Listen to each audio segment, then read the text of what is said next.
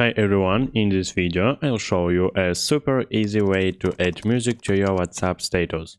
It's quick and simple, but make sure to watch until the end so you don't miss any key steps. Alright, first open your WhatsApp app. At the bottom left, tap on the status tab. Now hit the plus icon next to your profile picture. Then tap on the camera and record a short video. Now, here is the thing. WhatsApp doesn't have a built-in option to add music. But don't worry, there is a workaround using in Instagram. Here is what you need to do. Open Instagram and swipe right on the homepage to enter the story section. Now, either record a new video or select one from on your gallery.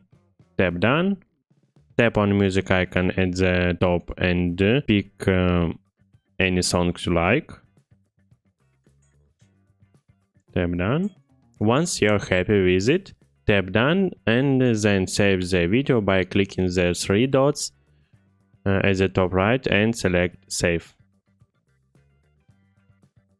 Now head back to WhatsApp app and go to status, close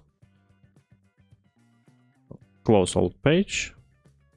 Go to status again, tap the plus icon next to your profile picture and select the video you just saved. Hit the send button at the bottom right and that's it. Your WhatsApp status now has music.